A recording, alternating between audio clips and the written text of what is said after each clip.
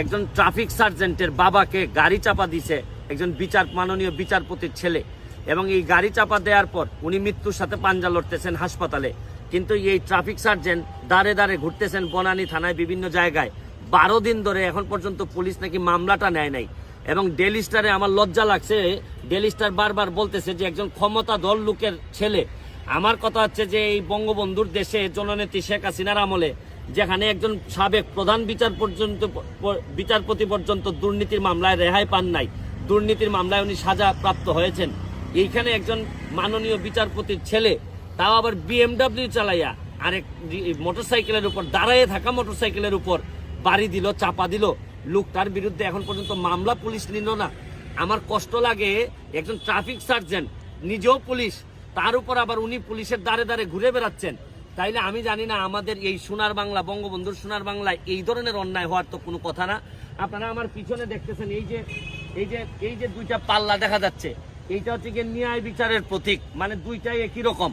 আর এটা যদি উঁচু নিচু হয় এর মানে ধরে নেওয়া হবে যে এখানে ন্যায় বিচার হয় না। আপনি পাল্লার ক্ষেত্রে সমান সমান রাখলেন, কিন্তু আর বিচারের ক্ষেত্রে যেখানে প্র্যাকটিক্যালি বিচারের ক্ষেত্রে গিয়ে দেখা গেল যে একটা পাল্লা উঁচু আর একটা পাল্লা নিচু।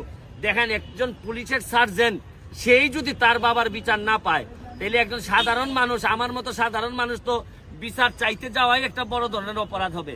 আমি বিশ্বাস করি এইটা বঙ্গবন্ধু কন্যার সরকার, এই সরকারের আমলে কেউই রেহাই পায় নাই। যাকেই অপরাধের জন্য ধরা হয়েছে, আপনারা জানেন মুরাদ পর্যন্ত আসতে পারে নাই, মন্ত্রী ছিলেন উনি পর্যন্ত বাঁচতে পারেন নাই। এই জননেত্রী শেখ হাসিনার সরকারের আমলে নিজের মন্ত্রী হয়ে তার বিরুদ্ধে ব্যবস্থা গ্রহণ করা হয়েছে।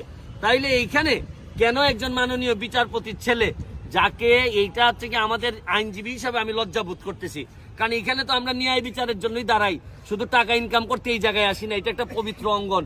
এইখানে যখন বলা হয় বারবার, এই রিপোর্টটা আসতেছে যে বিচারপতির ছেলে, এই কারণে এই বিচারটা হচ্ছে না এবং মামলাই নিচ্ছে না পুলিশ, এটা নিজেরও লজ্জা লাগতেছে। এবং আমি মনে করি যে আমাদের অনেক ভালো ভালো বিচারপতি আছেন, তাদের জন্য এটা একটা বিব্রতকর অবস্থায় আমি মনে করি এখনো সময় আছে।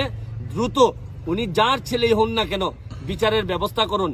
কারণ মনে রাখবেন, নিজের শরীরেও যখন পচে যায় তখন কেটে ফেলতে হয়। আর আপনার ছেলেও যদি নষ্ট হয়ে যায় অথবা কোনো অপরাধ করে, তারে বিচারের মুখোমুখি দেয়াতে কোনো লজ্জার কিছু নাই। বরং এই বিচারটা যদি হাইড করার চেষ্টা করেন, তাইলেই বরং হচ্ছে কি আমি মনে করি এইটাই হবে লজ্জার। একটা ছেলে ভুল করতেই পারে, সে বিচারের মুখোমুখি হবে, এইটাই স্বাভাবিক। আমি বিশ্বাস করি যে আমাদের সময় থাকতে আমাদের বিবেকের মুখোমুখি হওয়া দরকার।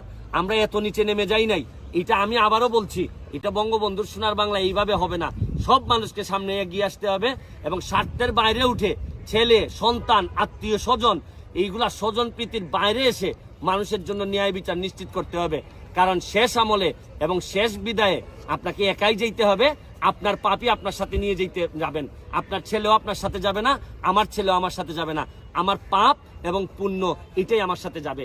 তাই আমি মাননীয় স্বরাষ্ট্রমন্ত্রী বরাবরে আমি আহ্বান জানাই, দ্রুত এই ন্যায় বিচারের ব্যবস্থা করেন, তদন্ত করে মামলার ব্যবস্থা করেন, যারা দায়ী তাদেরকে আইনের মুখোমুখি করেন। তাইলেই বলবো যে আমরা বঙ্গবন্ধু সোনার বাংলার জন্য কাজ করে যাচ্ছি।